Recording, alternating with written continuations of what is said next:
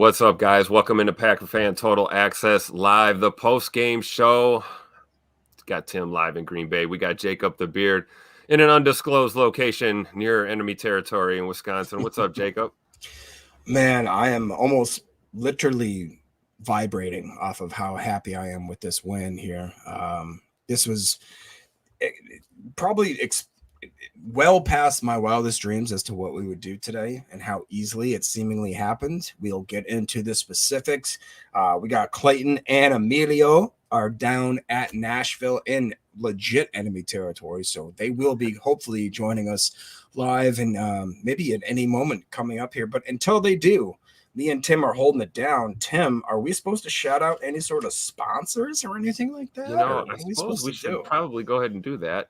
Say shout out to our sponsors here, the good folks over at Ticket King, Wisconsin, based since 1992. Make sure you go to them for all your ticket needs. They specialize in Packers tickets, Wisconsin's largest ticket source with offices next to Lambeau and, of course, in downtown Milwaukee. You can click that link in the video description. It will take you to theticketking.com, the official sponsor of Packer Fan Total Access Live. Thank you to the good folks over at Ticket King. How's that, Jacob? Did that work? That looked really professional. That was probably better than Clay does it. I'm going to say. That's what I'm saying. Real quick, let's just knock this out. Jarrell, give us a super chat, so I want to make sure we highlight that. Pite Posse, look at that defense. Joe Barry, who? Who? Oh, I don't have the Snoop drop. Oh, wait, here it is. Who?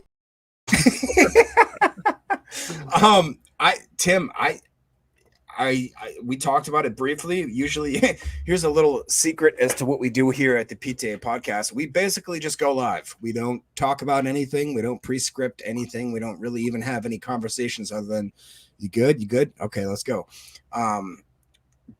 During this one, I had to ask Tim, like, the defense. Are you serious right now? Like, how are we reacting? I want to hear the chat, maybe respond first and foremost before we get Clayton and Amelia hopefully popping on here. But guys, today I took some notes and they had to change as we went on because we kept adjusting stats to the point of making like records. I believe we ended with 8 sacks, which was the most since 2005. I believe that we had guys that were the absolute most. Jair Alexander having a pick 6, the first one of the regular season. Xavier McKinney having 3 games, 3 picks. Is that good? High score? What does that mean? Did I break it? Did we not call that? We talked about that. We did talk about that. He's going to have 17 picks at the end of the regular season. Watch.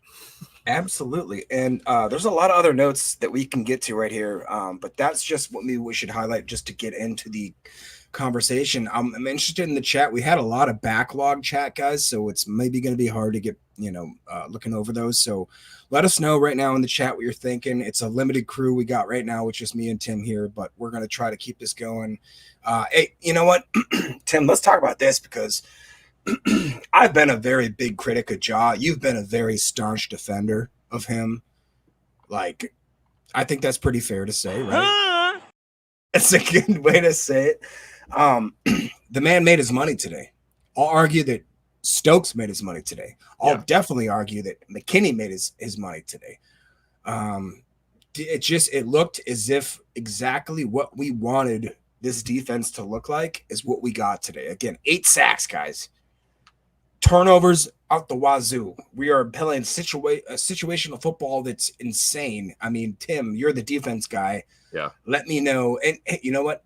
Before I do that, because I'm a pessimistic little pisser, way too many penalties. Yes. That was one of my notes. Yeah. It's one of my notes I took 8 different times. It's like penalty. Yeah. Negating certain amazing plays too. Go ahead. Sorry. Yeah, no, absolutely. That's the one thing, like you talk about looking at things you got to correct, right? There's clearly issues with the penalties. And despite the fact that we had so many penalties and so many penalty yards lost, we still came out with the dub. And, to your point, Jacob, that was a lot due to our defense. And, obviously our offense putting 30 points up on the board helped. We'll take, well, not 30. We had the pick 6 from Josh, so we'll take 6 off for Josh's pick 6. But the defense looked great. I was not happy at the start of the game after we marched down the field and went up 7-0 in a beautiful opening drive, and we let Will Levis and the Titans do the same thing to us in their opening drive. That was extremely frustrating, and I'm glad that they kind of settled in. You could see the Packers settled in to that game after that point, and the defense starting to tighten up, and they down the stretch they were just incredible. I mean, 14 points, that's a recipe for success. When you have a Matt LaFleur offense, even with your QB2 at the helm, you're going to put points on the board, you're going to score. And I thought another great job from Malik Willis in the offense today. In particular, Jaden Reed, of course. Christian Watson, another guy that a lot of people have been kind of hard on, kind of tough on, kind of down on lately. Scoot had himself a damn good football game today. We'll run the stats when the time is right and stuff like that. But a couple huge catches, big blocks in the run game. Great game from Christian Watson all around. And Daniel Whelan, fence our punter, tilting the field today. Almost dropped a beauty on the half yard line. I was going to say we were 2 inches away, baby. 2 inches makes a difference. I don't care what all the girls tell you. Oh man. It's different when we don't have Clayton to be like, come on, boys, stop it. It is different. Give him some Hey, to be fair, though, like you talked about, Malik Willis today just came in here. In what you cannot talk about, you cannot tell me that this guy wasn't feeling the pressure. There's no way in history that this guy was a third-round prospect, got turned over for the likes of a guy like Will Levis, in the stadium that he was drafted in, where he was supposed to have his career start. You cannot tell me he didn't have a little bit of nerves going. It's the fact that he made that, whatever it was, it maybe would have been nerves. He funneled that into absolute gasoline fuel, tackling fuel, throwing fuel, whatever he did. Guys, he's ended up with, again, with 13 of 19, 202, 10.6 average. He had 1 tud throwing the ball. If you want the guy to start rushing the ball, okay, I can do that too, sir. 6 carries, 73 yards, 12.2 average with, again, another touchdown. On that touchdown, he looked like a Heisman Trophy. I mean, here's a guy. I mean, he was walking around like. You got a passer rating on him? What was a passer rating? Yep. Passer rating is 120.9. Again, so 2 weeks in a row, well over 120, right? Just saying, the guy, and I will say another guy, Josh Jacobs, to me, was another great performance. It wasn't as flashy as you maybe would like, and there were certain times where you could definitely tell that the interior offensive line or their interior defensive line definitely stopped our run. And to be honest, we for the first 2 quarters, we're like, well, we're going to try it. We're just going to keep going. And even the announcers were like, it's got to stop. We can't keep doing this, To that credit, Emmanuel Wilson showed out. He had 12 carries, 50 yards, 4.2 average. I thought that was pretty impressive for him. Mr. Josh Jacobs, 14 for 43, 3.1 average. Not great, but you saw in spurts where he was just like, when we needed a certain – it was the opposite. Again, I don't want to throw any hate on anybody, but it was the opposite of like a third and short with old running backs of pass, where it's like, we just need one and they can't get you a half yard. Where it's like, if we need one, Josh Jacobs is going to get you 3. He's going to get you 3. And then, like you talked about, Tim, Christian Watson quietly had the best receiving game of the Packers staff, had 2 receptions. That's all for 67 yards. But those 2 were absolute game changers. I think maybe the player that we should talk about the most that impacted this game was Jaden Reed. Oh yeah. And is it a surprise to you, Tim? Because to me now it's starting to seem like whatever this talk about being the wide receiver 1 in Green Bay, I don't know how you want to categorize it, but it seems to me that it's Jaden Reed. Well, I would counter that there is no one. He may be filling that role. We have a lot of number 1 guys. We know how coach feels about that whole number 1 dynamic and stuff like that. And let's be honest, let's look at what we did. We did all of that in the Aaron Rodgers era, right? We had Devontae was the clear cut number 1, right? 7,000 yards wiped off due to penalties for and here's the thing. Josh Jacobs ran against a very tough run defense today. Our O-line, they did some things today. I'm sure we'll break it down throughout this week as we head into Victory Monday tomorrow. But it was every yard was extremely tough to come by in the run game. Emmanuel Wilson was running a lot more to the outside, I think, than Josh Jacobs, and trying to run inside on Tennessee is difficult. But clearly we ran the ball. We had 187 yards on the ground. You see it on the ticker. The stats are in. So all the talk, all the chirping before this game about nobody runs the ball on the Tennessee Titans. Yeah, well, I think we ran the ball effectively today. That's what I talked about all week. I mentioned it. We didn't need an extremely stellar run performance, but we had to prove that we were capable and willing to run that football. And you're right. We saw it in spurts. Emmanuel Wilson had some chunk runs today that looked really, really impressive. And, and we got to see a little bit of the new guy at the end. Mr. Brooks. Yep. Yeah. So that's good. Get him some reps. And, I still feel good about the running back room right now, especially after week 3 here. So, yeah, look at this. We got a little super chat from the boss over here saying, "Got that dub, baby." 10. That's just move money from one account to the other. I was just gonna say he just paid himself to get a shout out. So got that dub. Got that dub, baby. Or Mandy took his phone and totally. Yeah, Mandy did it. Right there, you go. I wonder if are they still stumbling across the bridge here, or I wonder if they're en route back to the spot or not. I know they're celebrating. We got that victory, and I saw a lot of Packer fans last to leave the stadium. I love it. Yeah, we talked about that actually going in.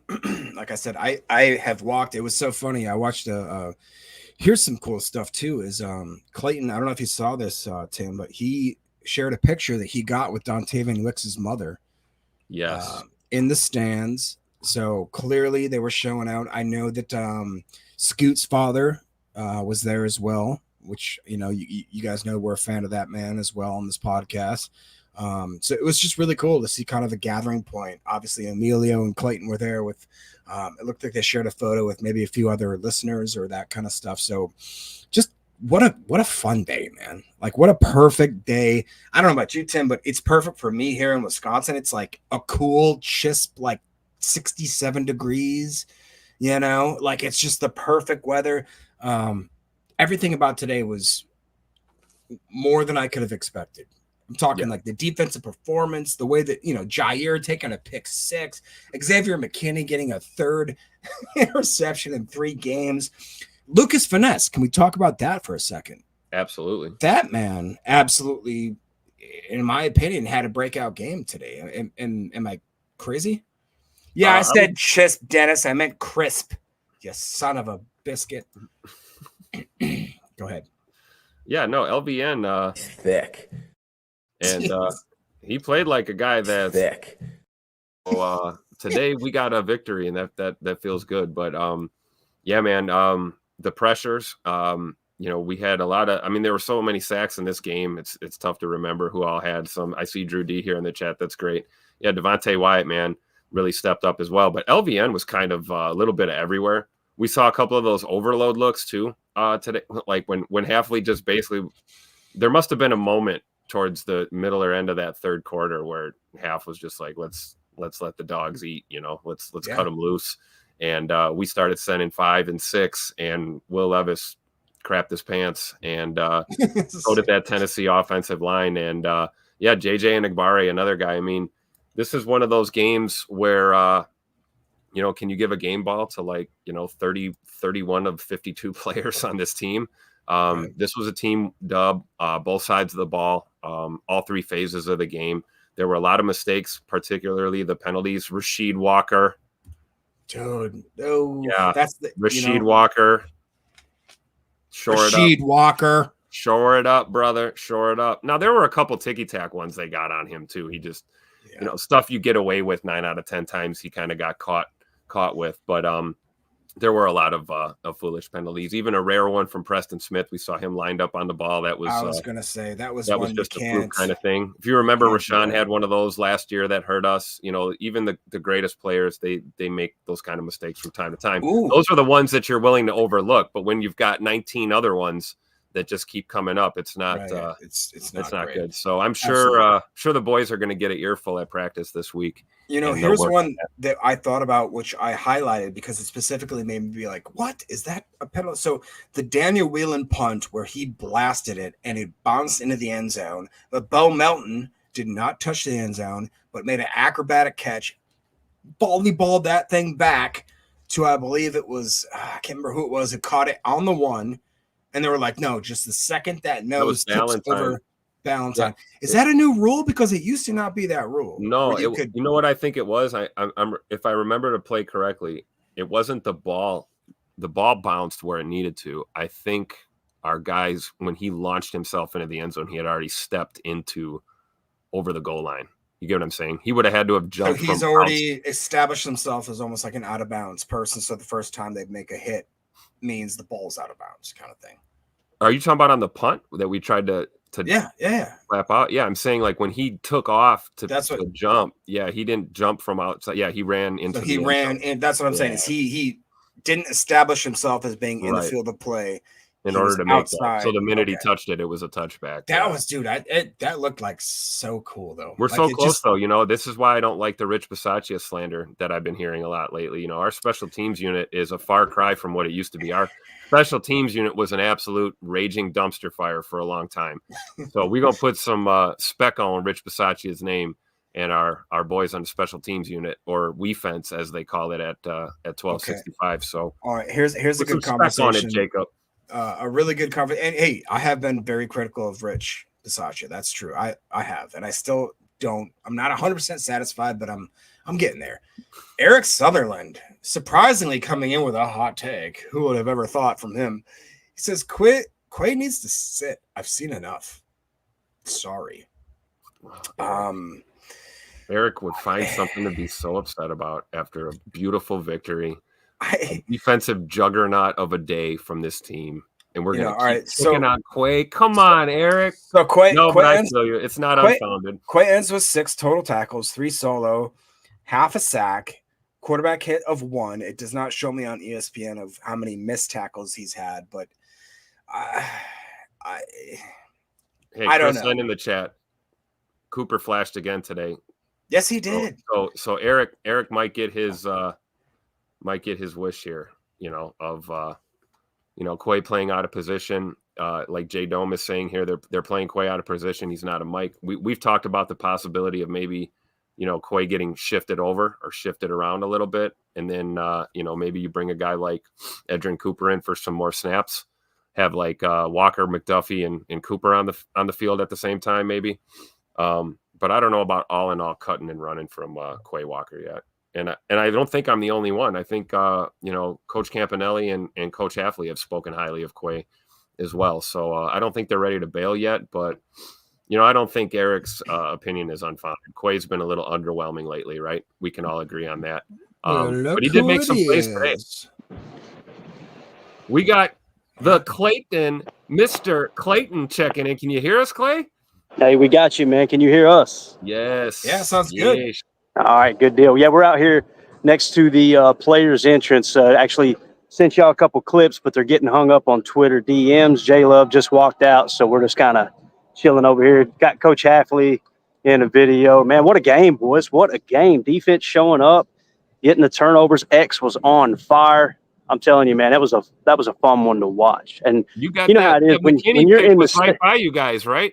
Oh, dude, it was right the pick six right in front of us. Of course, I'm drinking my little Captain Morgan and cherry icy and didn't have the camera going, so you know how that goes. But no, it was good though, man. You know how it is too when you're in the stadium. It's hard to really tell what exactly happened. When you're charting the game at home or you're following the stats, it's totally different. So, but to me, being in the stands, it felt like the defense was kind of bend, but definitely didn't break. And the other thing, man, we kind of kept hitting our head against the wall with the inside run. When we kind of scouted the game, we were saying, man, we really got to try to kick this thing outside and run off tackle. But, man, Malik, what was his stat line? Do you guys know what his stat line was by chance? Jacob, you had those numbers, right? Yeah, what are you looking for? Is rushing or passing? He's 13 for 19, 202 passing with 1 touchdown, no interceptions. He took 3 sacks, which whatever. If you want to look at his rushing game, he's 6 for 73. The boy is rushing for 12.2 per rush. 1 got touchdown. us a backup quarterback, man. Got us a backup quarterback for 2 years, so that is absolutely awesome. I seen that question in the chat. How many Daddy Sodas you had? You probably hear it. Too many. That's the answer. Too many. All right, so we'll clean that up. Go back and watch the tape. Try to get that cleaned up. Edit these. No, but How about that? There you go. Perfect drop. But I'll let you. I know you guys are crushing it. I'll let y'all get it. We were going to try to get on the post-game show, but we're kind of hung up over here. So you guys go as long as you want. And if we get settled in back at the hotel, we might go live again, and I'll let y'all know if we do. No. Put Emilio on the phone. Put Emilio on the phone. Put Emilio on the phone. Bro, Emilio's over there hanging over the gate like a groupie is what he's doing right now. I wish I could show you the cam. Actually, watch this. I'm going to try to turn the camera on. Watch me end the broadcast like I did at one time. Look who's in the front here. Tell me if you could tell who Emilio is right here. You got to start the cam. Hold on. Oh, he's gosh, thirsty. Oh, bro. He's got the sombrero on. Wait a minute. I love it. He is. Hey, at least he's on assignment. He's on assignment. Yeah, on assignment. That was Catano Ladapo that just walked out. So, anyway, I'll let you boys get it, man. I appreciate y'all holding down the ship. Thanks to everybody in the chat. I know you guys are. Just give them a little bit of hell if you can. All right, that's all we ask. Give these guys. Don't let them off the hook just because I'm not in there. All right. Hey Clayton, thanks for the $10 super chat to yourself. Hey, absolutely, man. Did Mandy do that? Did Mandy? I'm sure. Well, it doesn't matter if Mandy does it. It comes out of my pocket, Jacob. Let's start pretending like that, all right? So I appreciate you fellas. We'll talk to y'all later. All right, Clay. See you soon, man. See you.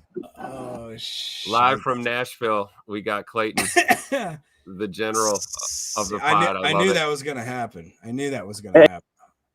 It's all good. Wait, what? Is he still there? I ruined it. I don't want to end it. He doesn't want. You're stuck now, Clay. You're staying. Yeah, that happened last time. I think that was during training camp. We lost the feed. Me and you were on. Remember that? That was a morning show. But yes, you want to hit the chat? We got anybody else here in the chat? You got Starved? I got a couple. We already did the Jarrell Lee, Malik Willis with the game ball. I mean, that's right. I mean, is there anybody else who can get the DM? I mean, yeah, I can think of 12 or 15 Actually, guys. I was going to say, as soon as I finished that sentence, I was like, you know what? Let's give away 5 for the offense and 5 for the defense. Have a ton of game balls there. If we had to give away one besides Malik, what would you do? I would go, Malik, and then I guess I'd go X, something like that. Maybe, How about Devontae Wyatt? Dude, that's a great one. That's a great one. Had a freaking game today. JJ Inigbare, another guy who doesn't get enough spec on his name, played like an absolute bat out of hell all afternoon. Right. Was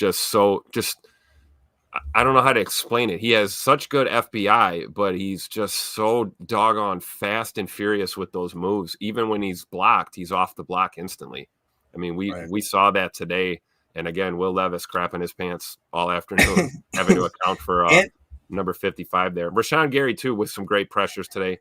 Preston Smith had a hell of a day. I mean, of course, I'm leaning towards the defense. But, I mean, offensively, yeah, Malik Willis, man, another great week from him. You feel damn good about your backup quarterback here going into, let's be honest, a tough game next week at Lambeau. You know who I feel like isn't maybe getting enough credit is guys like Christian Watson, who came in. He just, you're typical, and I hate saying typical fans. I don't want to say it like that because that sounds like that we're disrespecting you. But it's like people like, why doesn't Christian Watson get 10 targets every game and blah, blah, blah. He's not a good wide receiver. Being a good wide receiver nowadays means that you are willing to do what your team needs you to do to win a football game. What did he do last week? He blocked his ass off. What did he do this week? He blocked his ass off and he made a couple key catches. Again, going back for the ball, that sort of stuff. And you know what else? I would even extend that and say that the wide receivers in general deserve a game ball in this game for the way that they selfishly blocked. Yeah. Dontavian Wicks. Jaden Reed taking some of these balls. It's like, I don't know how he actually got out of certain scrums that he did. Jaden Reed is a freaking machine, dude. You give that guy the ball in his hands and he has maybe 1 or 2 blockers in front of him, he's going to make the most out of that play that I believe anybody else in the world. I would agree. I would think is just crazy. If we're talking game ball still, a couple more for the offense, yeah, I would probably go, Jaden Reed. And then I feel like Scoot had a hell of a game today. Quiet as kept. Romeo Dobbs too, doing some dirty work today. They're down catches. Yep. Didn't have as many targets as, me personally, I would like to see Rome get, but we were moving that ball around, and Jaden Reed was just clutch for us today. And we got a couple here in the chat. Greg Rice, this is great too. Emmanuel Wilson, love that he's doing well, proving the haters wrong. That's a guy that I was pretty high on last year. He got set back with that shoulder injury kind of mid-season, and came back in time, I think, for playoff football. We got Emmanuel Wilson back last year. But this year, man, he's really hit his stride. If you look back, even just his appearances in these first 3 games, if one thing has been consistent. He's got great ball carrier vision. Once he gets that motor going and he finds the seam, he sees the next levels down the field. And we saw Emmanuel Wilson turn something into nothing more than once today. And as well as Josh Jacobs too. So yeah, Emmanuel Wilson, man, I love that guy. 31 carrying the ball. That always is a good look. And if you notice, I don't know if you noticed this, Jacob, but I kind of made a comment to my wife when I saw this happen, is they kind of got away from Josh Jacobs a little bit in that second half. That was weird. I honestly was like, is he hurt? No, what I think it was an opportunity to get Emmanuel Wilson some reps and to let him cook a little bit and let Josh Jacobs rest a little and come back out for reps with fresh legs. Exactly. And what did we see as soon as that happened? Josh Jacobs came out and broke off some chunk runs for us. Yep. And, gave Emmanuel Wilson a breather. So it's running back room by committee here, clearly. And, another one, Tim, is that Jake G126, dude, Tucker Kraft, he is a top 10 tight end. I'll say that right now, and I'll plant that flag right down right now. And I think he has the potential to be a top 5, top 3. He has yak, he has hand ability, he has the blocking ability. He's a dog. He got hurt. He just didn't give a and he came out and he was like, all right, I'm back in. Literally, as they're telling him, Tucker Kraft's questionable for the rest of the game. And they're like, Tucker Kraft just caught a pass on, as they're talking about him being questionable. They're like, oh yeah, questionable means obviously he'll be in and out of the game. Like they had to cover themselves because of the fact they thought he'd be out, and he came back in. Well, clearly he's playing through it. He's playing through something though. So we'll see what the heck goes on this week with the injury. Here's what Dennis is saying the same thing. I love how the broadcast was saying Tucker Kraft was questionable to return with the shoulder. He was literally on the screen while they called that. Yeah, it's tough to even watch these games without muting the TV, honestly, with some of the broadcast crews that we get, because it's like you see things like this happen more than once. But yeah, Kraft is a tough man. We talk about Tuck Norris, right? We talk about a guy that plays through it. So I'm really interested to see what it looks like when we see what the trainers say and what's going on with his shoulder, because he did have a drop on a ball that he catches 9 out of 10 times late in the game there, going out to the flat. It was a little low of a pass, but it was a catchable ball and he didn't come up with it. And I'm wondering if something's going on there in that shoulder area. Yeah. Do you think it's fair to the collar or the sleeve? They had something going on that they put on him and sent him back out there. So hopefully it's nothing super serious, but you got to wonder if that's, maybe what made him miss that one. I think it's fair to say there's I can't highlight all of them right now in the chat, but there's about 3 or 4 of them that basically are saying Musgrave is so far now a second to Kraft. And I believe it. I mean, I watched him get in there in the certain moments and times. I don't see Musgrave as a full on tight end. He is more of that receiver type of, just more of a skill type tight end. I do not see him as an all-around tight end the same way I see Tucker Kraft. Can you tell me if I'm wrong on that, Tim? Or no, I think that's fair. However, I don't know. Guys develop at different rates, right? And it's about everyone's own individual timeline for development. I think Tucker Kraft. When we initially were talking about these two after the draft, we had it the other way around. We had our eyes focused on Luke Musgrave, and we thought Musgrave was going to be that dude. And Yeah. Kraft was the raw. He's raw, rough around the edges, but there's a lot of upside to him. Well, the tables have kind of turned, right? And I think Tucker Kraft's continuing to develop at a higher and faster rate than Musgrave, and that's probably what we're seeing. That doesn't mean that Musgrave's not still developing, and that doesn't mean that he's not going to get there. But I would agree that they're kind of a tandem tight end threat, and there's going to be things that you're going to ask Tucker Kraft to do that you'd prefer not to ask Luke Musgrave to do. And I think that's kind of where we're at now. I still think it's kind of early in both of their careers. Yeah, and I think that's fair. Greg goes on and says, aren't Musgrave and Kraft the same body type? I believe if I watched it was 6'5", like 260 for Kraft. I don't know the measurements on Musgrave. I want to say he's a little bit leaner, a little bit faster, but I think that Musgrave is just more of a wide receiver type threat where he's not going to be that balanced. I do believe that Tucker Kraft is a top 10 tight end in this league right now. And I don't know what his potential could be. I think like we've seen it, dude. Do you remember that play where he got like it was like a 3-yard wing route, like just a flat route? He ducked the defender, even though he grabs his face mask, he jukes him out, runs the sideline, gets upfield for 15 yards for the touch or for the first down. Like that to me is just, I haven't seen Musgrave do that. I've seen Musgrave running good routes and do certain things where it's like, okay, I can see that, but he doesn't finish. There's no finishing move with him. If he was in Mortal Kombat, there would be no finishing.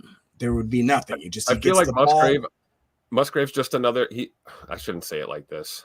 I feel like Luke Musgrave is a bonus big body receiver in this offense. That's fair to say. I believe that is fair to say. That's how I look at him. I don't do this for a living, so I'm not don't trust my opinion. But and you see in how we utilize him, right? I mean, Tucker Kraft is our rough and tumble, our gadget guy, our guy that's going to do a little bit of everything. And, not to say that Musgrave can't block, but I definitely think Tucker Kraft's a better blocker. And Tucker Kraft he just also seems wired a little different. He's almost like those old school hard-nosed tight ends, Oh, he don't care. So Honey Badger don't care. He don't care. The number one Packers fan, who I love all the time, he says, yo, the Bears just lost while Justin Fields leads Pitt to a dub and the Packers won. Ba-da-da-da-da. I'm loving it. Just saying. Mike Tomlin's got them Steelers 3-0 guys with Justin Fields at the helm. So clearly it's it's insane. One of my buddies texted me today. He goes, how is it crazy that Trubisky is like a successful backup quarterback? Justin Fields is literally leading an NFL team right now, and Caleb Williams is an absolute. Right now, it looks like your Can dog, I tell you how? I'll tell you exactly your how. Your dog pooped all over the floor. You know why, Jacob? Because the Bears still suck. That's true. That's the only reason why. I mean, really though, think about it. We saw the example of coaching makes a difference. Malik Willis, another man's trash is another man's treasure. What did they do with him in Tennessee? They don't develop quarterbacks like we do here in Green Bay. That's exactly what it is. And you're talking 3 weeks with Matt LaFleur and Coach Clements and these guys and Jordan Love, Jordan Love in his ear, giving him pointers and helping him throughout this process. These receivers and guys on this offense rallying around Malik Willis, getting him ready to play. Clearly it made a difference. And every team develops positions differently. I don't know what they were doing down there in Tennessee, but they decided to cut and run from him, especially after drafting Will Levis. They put all their eggs in that basket, and it's not working out well for them. They also have a first-year head coach there in Tennessee, and so you've got a rookie quarterback and a first-year head coach. I mean, and you got dudes like Pollard, DeAndre Hopkins, and what's his face, Tyler Boyd.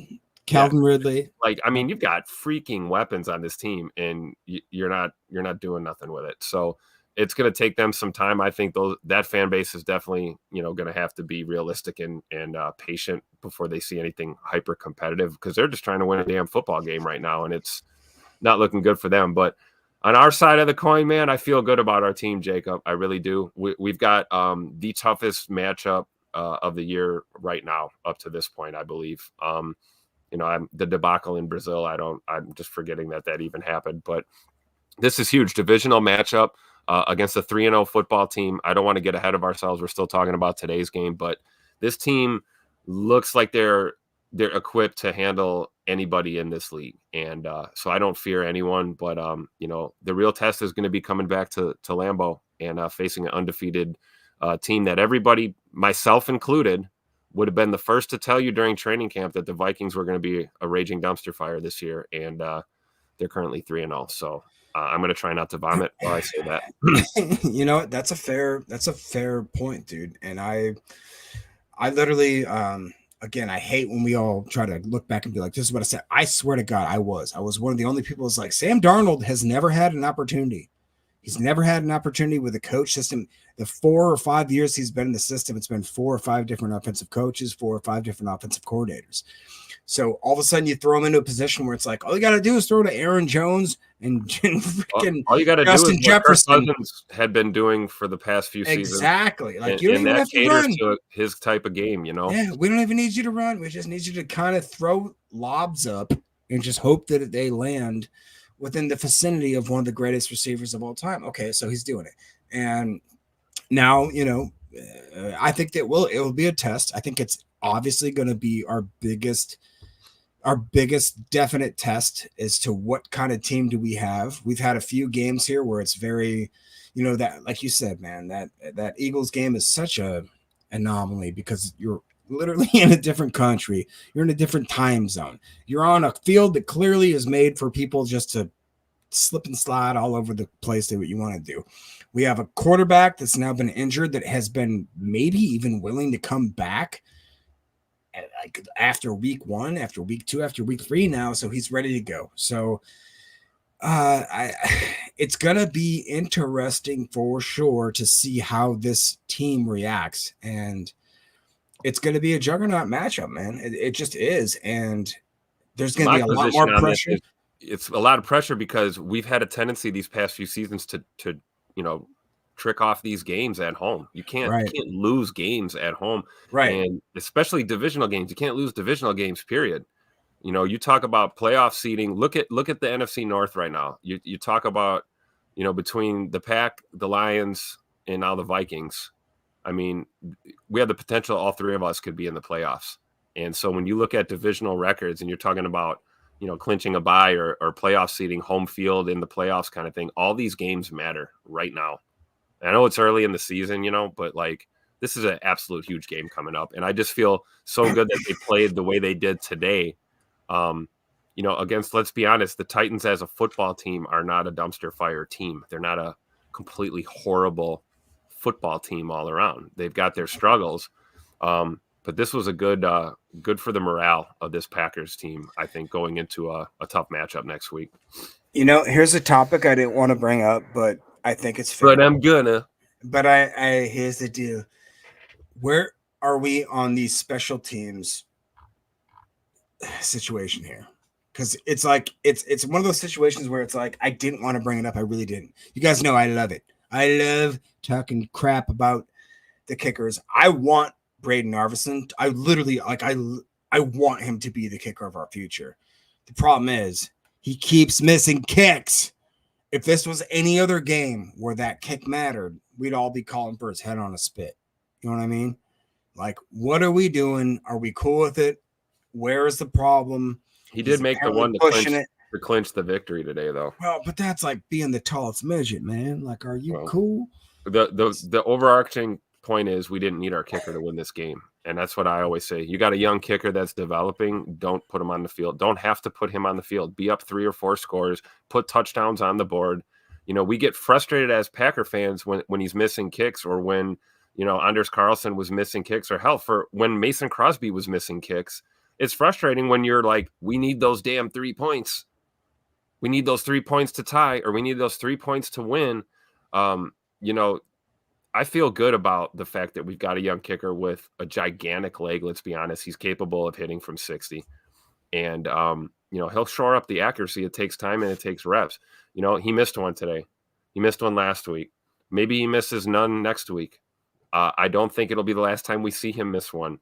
But I do think hitting the free agent market every time our kicker misses a kick is gonna make us look like, the Bears with quarterbacks. It's what Green Bay is going to be known as with kickers, and we don't want to do that. So I think we should just relax. We should just stay calm at this time. Tim, what do you think about the frame of Wii fence? I hate it with the Fire of 10 Sons. I think it's the most cheesy, stupid thing I've ever heard. It's true. It's I hate it.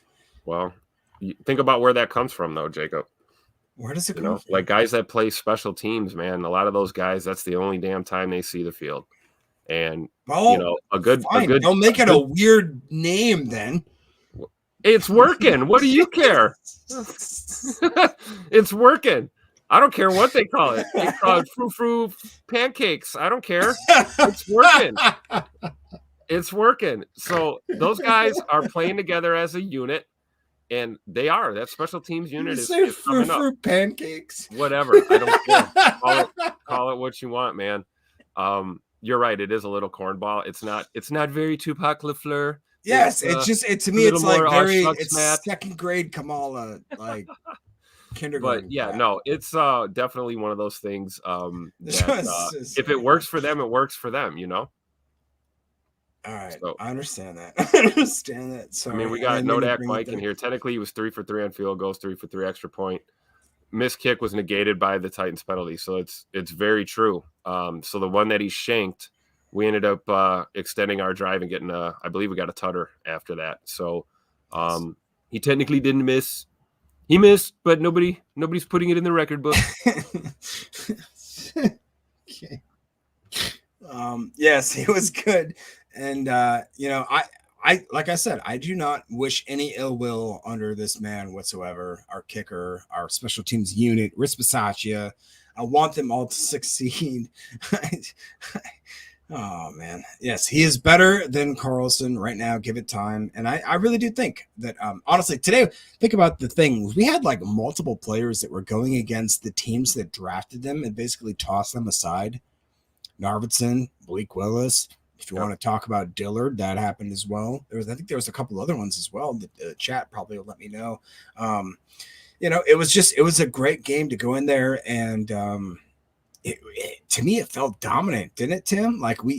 Even though we let a lot of things go, which is maybe one of the reasons I feel like it was more of a dominant game. It felt like the score should have been more advanced. Does that make sense? Am I speaking out of turn? Yeah, like a full on. Should have been a boat race, dude. Yeah, but I would say defensively it was pretty dominant. I would have liked to see him just, that fluke first drive, and maybe that's the only 7 they get.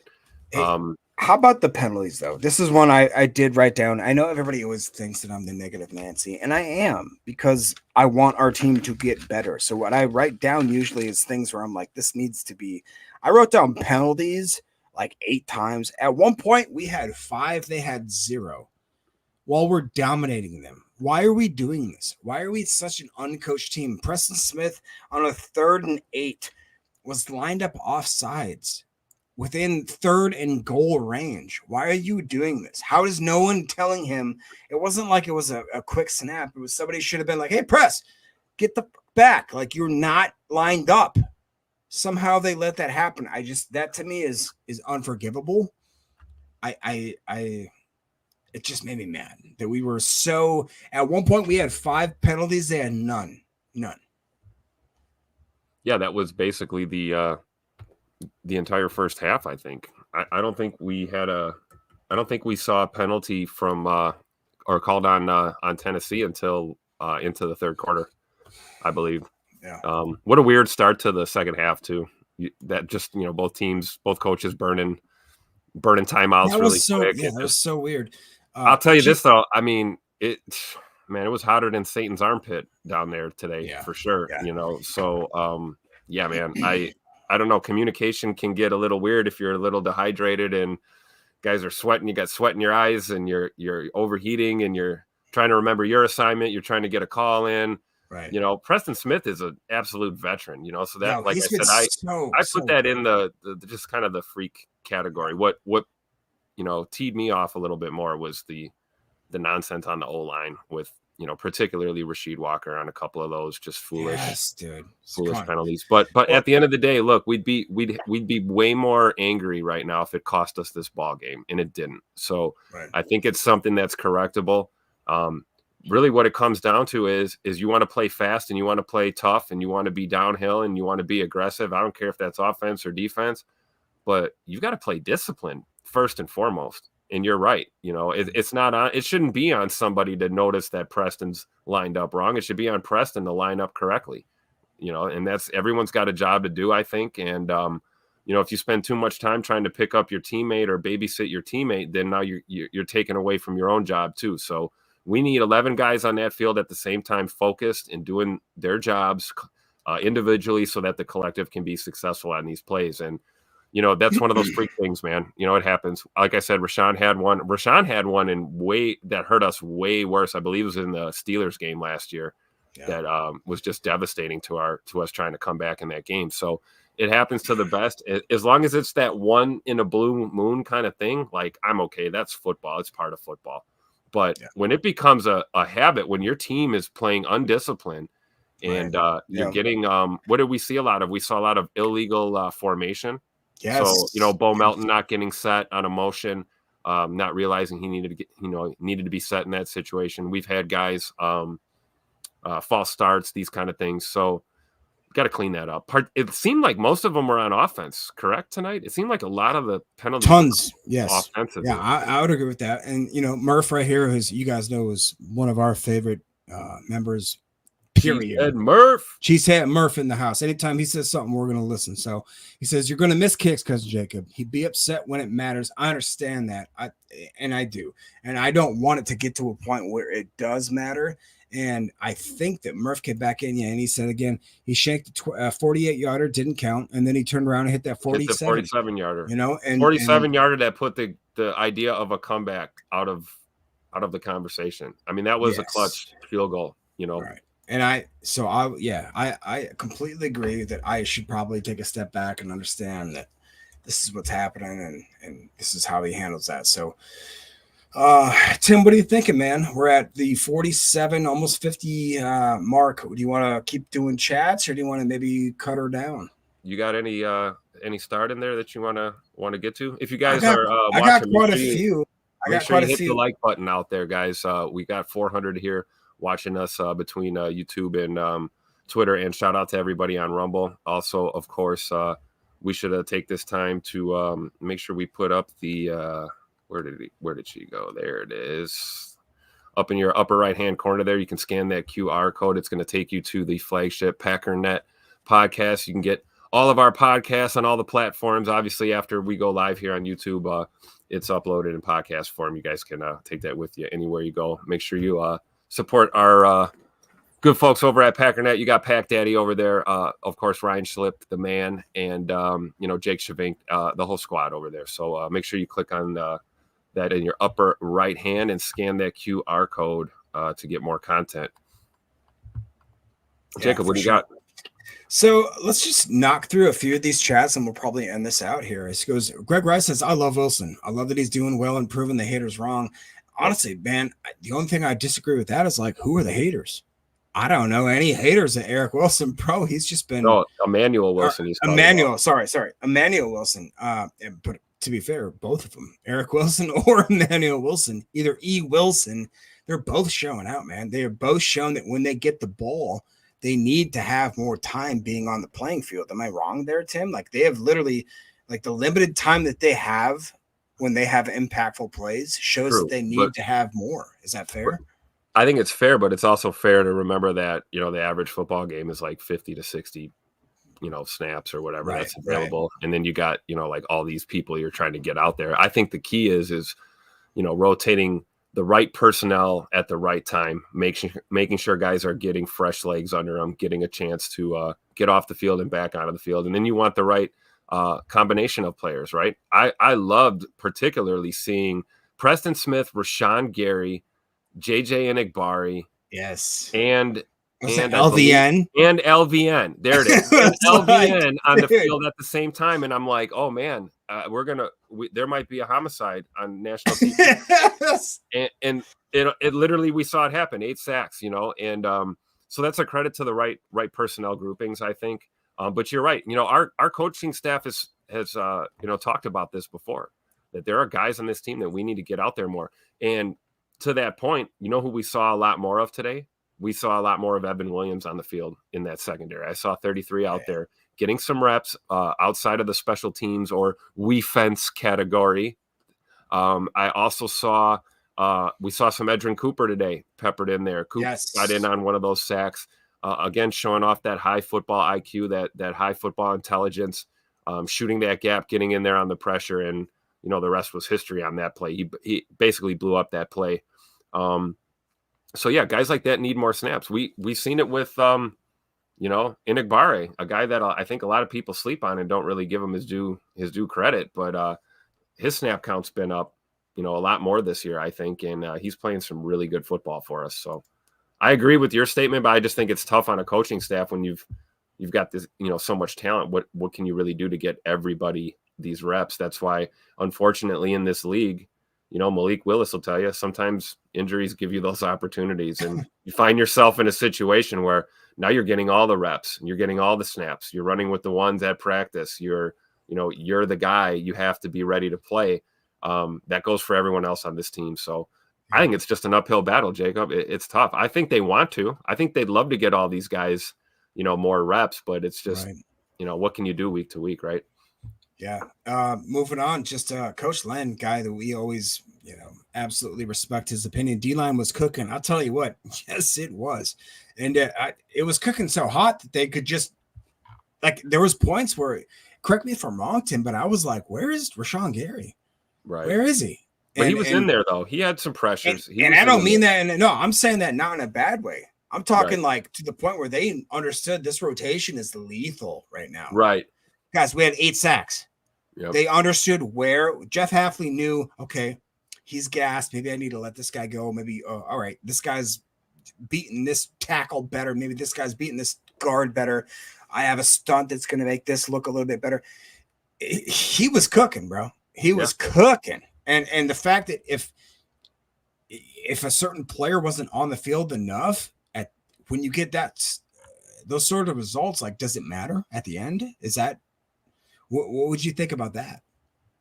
I mean, I think it comes to the point where you're talking about, you said the word dominant, you know what I mean? And I think a lot of this with the pressures was a lot of Hafley just scheming that up, Tim, sorry to interrupt you. This is the most sacks we've had in a single game since 2005. Yeah, exactly. And I believe, if you noticed, where was all that pressure on Will Levis early in the game? We were getting it from time to time, but we were getting it with 4, or we were throwing an occasional nickel shot in there to try and get some extra pressure. We didn't start rushing 5, 6 guys loading up the box until down the stretch of that game. And that's what ultimately put our foot on their neck and just buried that Tennessee offense. It doesn't matter who the quarterback is. When the ball snapped and you've got 3 or 4 guys in your face, you're not going to do anything. They just did not. He didn't even have time to scan or go through reads. So I think as much credit goes to the guys as it does to Coach Haff and the guys for having a good game plan today. Really, it was also the technique, like you said, the right combination of players, and then we saw a lot of that wide 9 techniques that we talked about. Particularly with LVN, and we saw that Inigbare was in a couple of those. Rashawn played in that set a little bit. We even saw Preston kind of kicked in a little to the inside on a couple snaps. So we have a defensive coordinator and a D-line coach, and that's staff, linebackers coach, secondary coach. These guys, they are not afraid to play with all the toys that they have, right? It's like you're a kid, you take all your toys out of the toy box, you throw them all out, you play with everything, right? And they're not afraid to mix it up. They're mixing up personnel groupings, and we're getting the best out of our players. Even guys that have struggled, we're starting to see them play some of their best football. Look at Eric Stokes. You stole my thunder. I was going to say Eric Stokes. Eric Stokes. He played today. One bad play that stuck out to me when he got cooked on that tutter. But other than that, man, what a solid game from Eric Stokes Jr. Go ahead, Jacob. I didn't mean to steal your thunder. No, you're good. The best chat of the freaking whole. Chris C says we've had. I came from a middle class family. A middle class family. I love it. Thank It's you, not Chris. a big fence; it's a wee fence. It's a big fence, not a wee fence. It's from a middle class family. Andy Monday says LaFleur with another excellent game plan. Hafley's D is clicking. Legitimately, you talked about how Matt LaFleur can be a difference maker, and the way I still think that this guy is a top, maybe two top. He may be the best offensive schemer when he knows his personnel in the league. I really do feel like that is true. Look at the way that he adjusted, the way just the handoff motion. Did the guy went on to do like a 1930s wishbone style offense delivery of the handoff and like the delayed handoff and all the play action and the guy absolutely cooked after he did that. Like, it's just unreal that he could just adjust to that. You look at another thing that he did, we know when you talk about Eric Stokes having the absolute day of his life right now, like, is there, I think he balled out. I mean, I know that he had a couple plays that probably he's going to leave on the field there, but what are your thoughts about Stokes? I mean, every time that I saw him on the field, I was like, oh, wow, like Stokes just had a play. I think the glaring thing to me that stood out was Stokes in the open field on some of these tackles today. Yes. He looked a lot better. He had a couple, man. He ran a guy down on the sideline and just mollywopped him on the sideline. You know, playing with, I don't know what the word is, a little more fire, a little more piss and vinegar in his game. And I think maybe it's now that he's this far removed from that horrible injury that he got through, that maybe he's playing a little bit more free out there. What are you laughing at? You didn't see your reflection again, Jacob. Don't start. No, don't. I just can't read the chat while I'm freaking trying to be serious. Oh God. Oh, yeah. Sorry. Thanks, Chrissy. That's great. Oh Lord. But no, man, Stokes, we kind of called this, right? We talked about this in the preseason, Jacob. Eric Stokes Jr. Was the guy that Clayton and I had mentioned, watch for a coming out season for him. And we're 3 games in, and he's played the best football we've seen out of him, let's be honest, since his rookie season. He had a great rookie season, high ceiling, right? And injuries happen. It's a part of football. You can't blame the player for putting his body on the line and getting hurt. It happens. If anything, you should be impressed by the fact that the guy was literally in a wheelchair, not walking at one point, and is now your starting opposite corner here and playing some really good football. So we got to tip our caps to Eric Stokes Jr. too, for sure. Do you think that's kind of a weird, I shouldn't say weird, but a common occurrence right now of this team is like guys want to play. They want to play through injury. They don't want to sit out. I guarantee you Jordan Love didn't want to sit out today. I guarantee you that he didn't want Malik Willis to have their revenge game. I guarantee you that happened. I guarantee you that guys like you just talked about aren't wanting to sit on the sidelines. And one of them is because of the fact that they understand guys behind them are dogs. We got dogs, bro. We got guys that are not willing to sit here and wait if their time happens kind of thing. Like, maybe I'll be the starter next year. It's more like I'm going to win the job this year kind of stuff. And I'm going to grit through whatever I need to grit through to be on the field. Like you talked about Tucker Kraft. You were saying the same thing about Tucker Kraft. That's something that, will separate you from a lot of the, let's be honest, there's no bad players in the NFL, man. It's extremely difficult to get to that level and to even be on a team. So you do have guys in that grouping that are they fall towards the middle or average kind of range of player output. And then you get guys that are wired like your George Kittles and your Tucker Crafts, these type of guys that they will play through anything that you allow them to. I mean, correct me if I'm wrong. We've had guys here in the green and gold that have coughed up blood on the field, shattered ribs, all kinds of, craziness, and have come back to play. I always remember the Jordy Nelson game when he took that sideline shot, cracked like 3 or 4 ribs, and threw the flak jacket on next week and played football for us. That's, you can't teach that. You can't teach grit, and you can't teach guts, and you can't teach wanting to win so bad for your teammates that you will you will gut through it, which of course is why we have the training staff and the doctors and the protocols that we have, because if we let these guys make the decision to play, they would hobble out there on crutches and try and play a game. So that being said, I'm with you, Jacob. Watching that pregame warm-up with Jay Money, I thought, oh boy, he looks like he might be a go. But I would say right now, with as much certainty as I can, I think he plays at Lambeau Field week 3. I think that they've been specifically highlighting this game as the first divisional game that we're going to have to play. The Vikings are no joke, bro. We talked about this, man. That's one of the things that I'll feather in my cap that I'll talk about, is that I said, don't sleep on these guys. They just took Aaron Jones. They took Aaron Jones. They got freaking Justin Jefferson, who is probably the best wide receiver in the game right now. They still got to line up and play football just like we do, right? They got to line up and play football. Yes, they do. But I'm telling you what, they've got a squad. So right now, man, if we can have Malik just be a sufficeable quarterback, which, by the way, I don't know what to think we do with him, bro. Do we start dealing this guy? Like, No. is this guy start? No. That's all right. So, all right. So tell me if I'm wrong. Chat, let me know. This will be a great chat conversation. Is this a guy? Is this an ace you keep in your sleeve for Here's like the next guy 3? Here's right here up your Tell sleeve. you what. Here's a Keep him guy. in your sleeve. Anyway, but like legit, do you keep him? Do you throw him on some sort of salary where you can Man, somewhat I'm keep gonna be him? honest, dude. I don't say this lightly, and I promise you this has nothing to do because they're both black quarterbacks. But I see Malik Willis and I see Michael Vick. I do. I maybe not the explosive running ability, but that sixth sense to know. You know what I see is more of like a Donovan McNabb, like where he is so strong. Yeah, scrappy. Yeah, scrappy kind of guy. He can throw you, dude. If you try to freaking tackle this dude, he will throw you off him. Like, it doesn't matter what you do. But you don't trade a guy like that, especially when we were able to get him for a song here for 2 years. So it's like I'll just be honest with you. Like I would hang on to Malik Willis. That guy is just we can't understate what he's done. We don't see that very often. How many times you see a guy come into an organization with not a lot of work in that offense, like what to be able to do what he did in these last 2 games.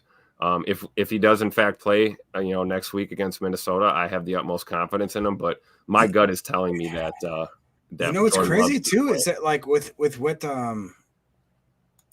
what John Johnson's saying, he's not like he's a versatile or a multi, like he's a one-dimensional. He can run. He can really run. He can throw like regular quarterback positions. He's shown today that he can throw off arm angle type Mahomes, like sidearm throws. The guy is he's a great quarterback. And what I forget about, what a lot of people forget is that in Liberty, I believe, where he went to college, he was like the leading rusher of all time for that organization, and he still had some pretty good passing stats. Like, the guy is an all-around quarterback, and he's an athlete. I would say that's like one of those when you go to draft guys and you're doing your scouting for the 2025 NCAA, that dude's an athlete. Where it's like Malik Willis, what's his position? Athlete.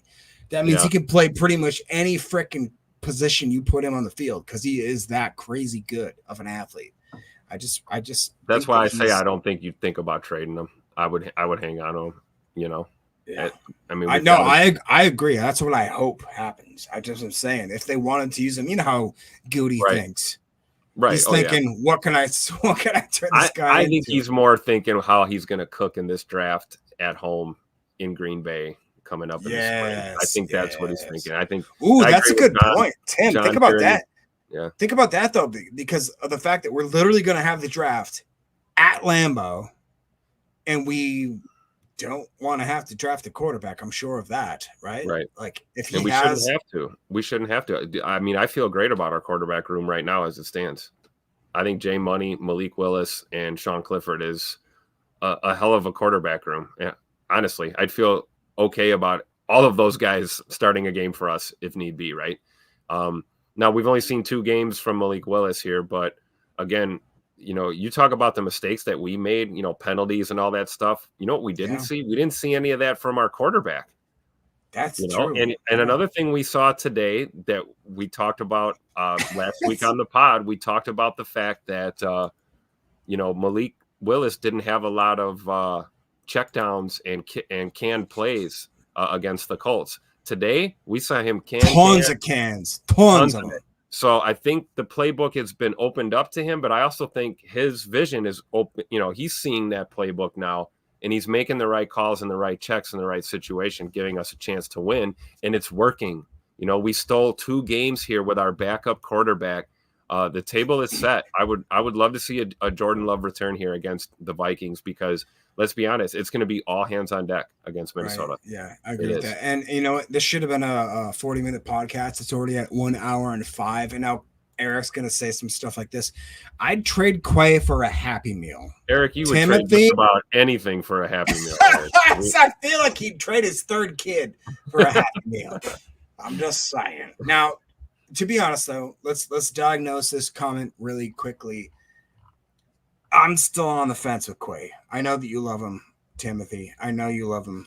What are your actual unbiased thoughts right now, grading what his performance has been? If you could please give us that analysis. I think it's the same thing. I think he hasn't developed to the expectations that a lot of people have had for him, especially being drafted where he was. Yeah. Right. But I'll also tell you want my honest opinion. I think people put way, way, way too much stock into where a guy is drafted. I don't give a crap. We have seen guys go number 1 overall and crap the bed. Caleb Williams. We have seen guys get picked dead last in the draft and go to a Super Bowl. Brock Purdy. Okay. Kyle Hamilton. Guys that go undrafted and become absolute studs. So the whole, he was drafted in the first, I miss me with that, man. I don't care. I really don't. That's just my personal opinion. Now, if you're talking about Quay as a football player, as a Mike linebacker, yeah, I think we need to look at how we're utilizing him. Clearly, he's better in coverage. But Quay is a tackle machine too. And I think he's just. Sorry to interrupt you. What do you think about Coach Lund? Because we always respect Coach Lund's take. And here he goes. If he was picked in the 2nd round, no one would be saying a dang word.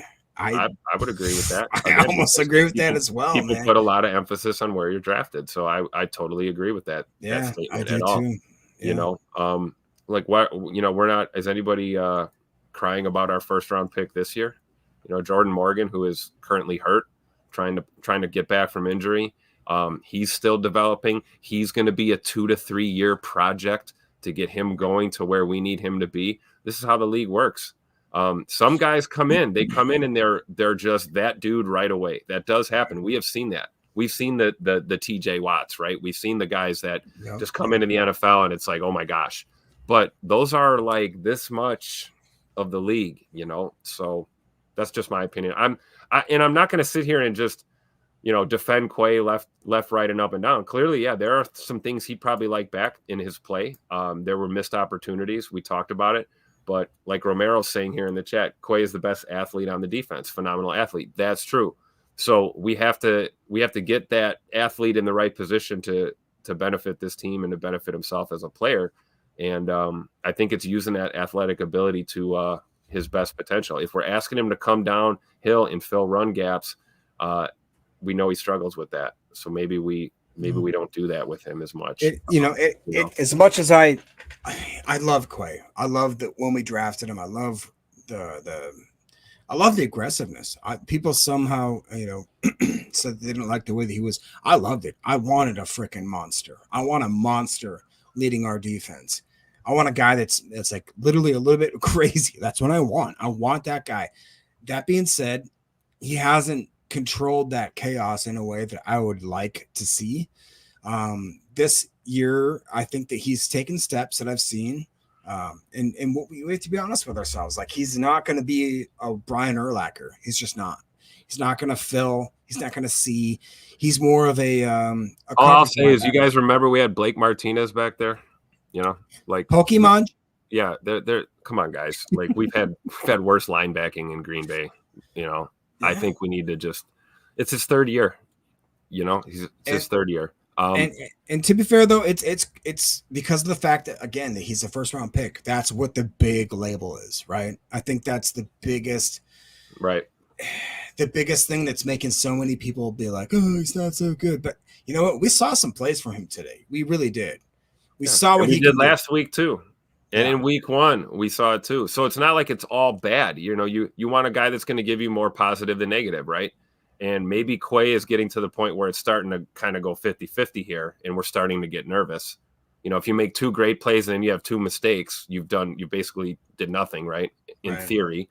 So if you have 8 great plays and 2 bad plays, then all is well in the world, right? So, and again, that could be, we saw them put Edrin Cooper in the game today. There could be just, you know, mixing up the personnel might be something that we need to look at, and maybe moving Quay to that Sam or that Will, and let him play on the outside a little bit as opposed to being in the middle. I don't know, but clearly, what the hell do we know? He's still in the middle. He's got the green dot. It's been this way for the last 3 years.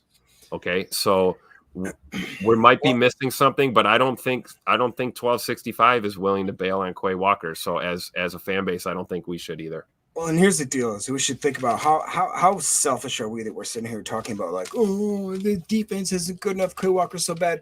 Okay, guys. Well, guess what? We're number 1 in takeaways right now. We're number 1, I believe, in almost yardage. We're up there. We're up there with like I just said, like actual takeaways, to the point of where defense is. It's more of it's not just a give but don't break kind of defense. We're more of like, we're going to kind of strip you from what you're doing.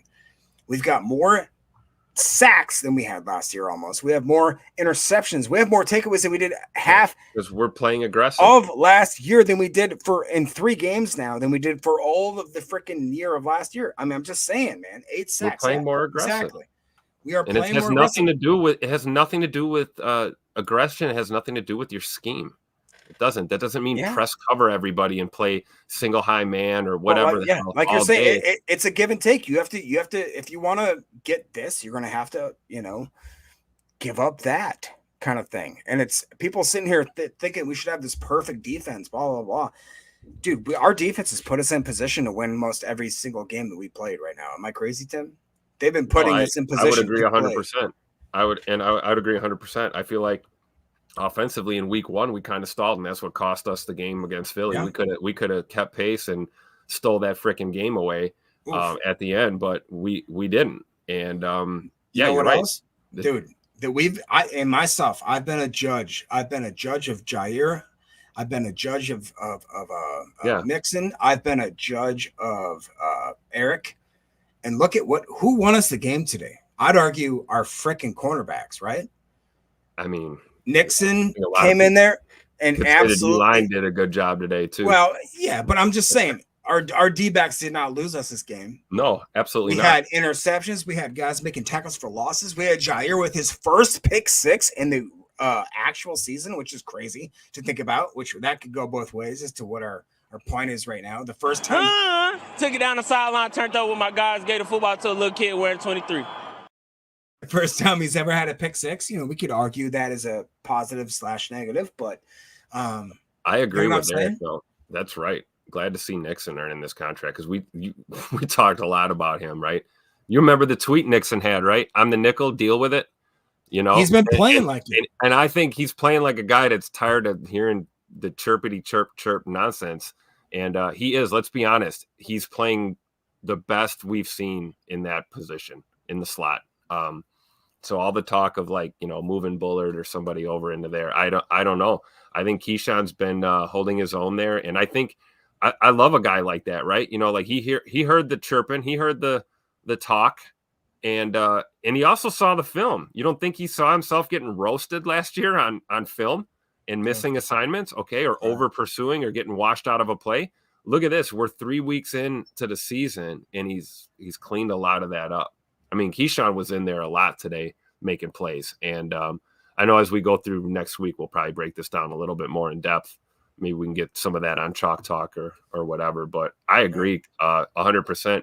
Jacob, that's my whole motto. Every time I talk bad about a player, they make me look stupid. And this is what's happening. We're eating our words, you know. A lot of guys that the fan base has been down on these past couple of years. Jair Alexander, right? Keyshawn Nixon. We talked about Eric Stokes Jr. You know, these guys are all showing up and showing out. And there's a lot of a lot of games left this year. And hopefully they continue to just gel and play together. I'll tell you this, there is a chemistry in that secondary room for sure, between Keyshawn Nixon, Jair Alexander, Xavier McKinney, Javon Bullard, Eric Stokes Jr. Those guys are like band of brothers, man. Those are the guys you want with you and representing your team when you're trying to battle defensively. And do you think there's only any sort of like coincidence that it's the fact that Jeff Hafley's now taken over, and Jeff Hafley is a DB kind of guy, DB whisperer. Just saying, we have the equivalent of Matt LaFleur with quarterbacks. What we've seen with Malik and obviously with Jordan Love, and now we have almost that same type of guy on the opposite side of the defense, and it's like, damn, dude, this is maybe really more influential than we even thought possible. It should just continue to improve, just like Matt LaFleur's offense has ever since he took over this team, right? Year by year by year. And Hafley's not even got a full season under his belt. Things are already looking up defensively. So whether it's Quay Walker or any of these players, I would tell everyone, just be patient. There's a lot of football left to play. These are week-to-week games. These are play-to-play, snap-to-snap battles. Guys are not going to be perfect on every single play. You're going to slip. You're going to miss a block. Things happen. You're going to get caught holding.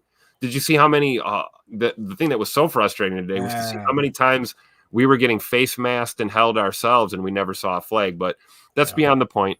The point is that we expect perfection, right? Obviously, that's what we want, and you're just not going to get it. But you can play your guts out every week and play together and win ball games, and that's all that really matters. We had a lot of dumb penalties today. It didn't cost us the ball game. We just played that well that it didn't cost us the ball game. Cost us some situations, cost them some down and distance, those kind of things, but not the ball game.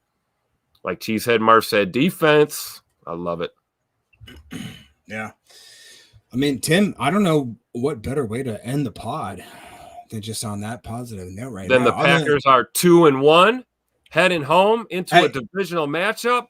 And if anybody would have tell you with their crystal ball, like 3-4 weeks ago, and say, hey, Tim, you're going to win. You're going to be 2-1, and it's going to be from an opposing quarterback that got traded. Jordan Love's still not out for the year.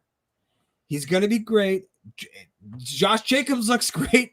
All the receivers still look great. Everything looks great. The defense looks great, but somehow we're 2-1. Would you say, what the fuck am I drinking? No, you know what? Because I would say a couple of years ago, I would say that. I would be really shocked.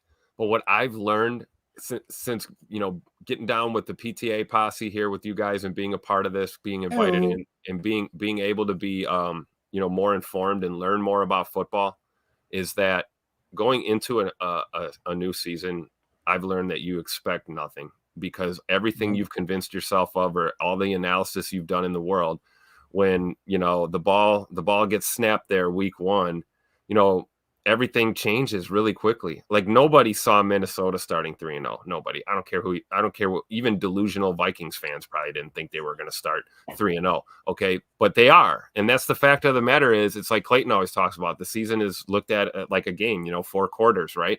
We're just getting into that kind of end of the first quarter of the season. This is when, the league and the hot teams and the surprise teams, all of this jockeying for position, we really start to kind of see who these teams really are.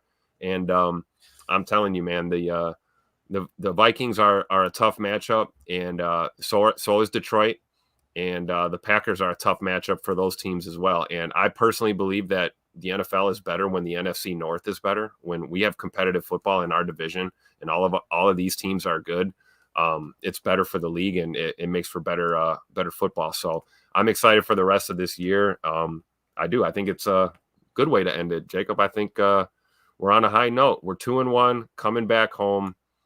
You got to love it, right? Yeah, no, definitely. And we're just going to highlight real quick, just like Clayton would do. Jarrell Lee's giving us a $2 super chat. PTA Posse, look at that defense, Joe Barry. Who? Appreciate that. And then Clayton / Mandy is giving us another super chat right here for the $10 range. Chris giving us another super chat here with the weed fence that came for the middle class family.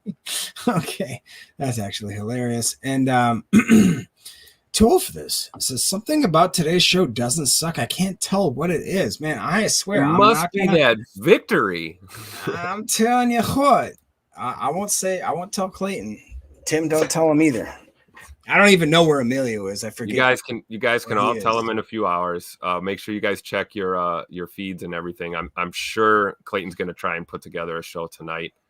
Probably, if I had to guess, what do you think, Jacob? Probably 7:00 Central. Give those guys time. Honestly, earlier. I don't know, man. He may just hop on and do a show. So he might hop on and do a show, but also him and Emilio, if they get in the sauce together, I don't give them any chance of doing anything that's going to be good tonight.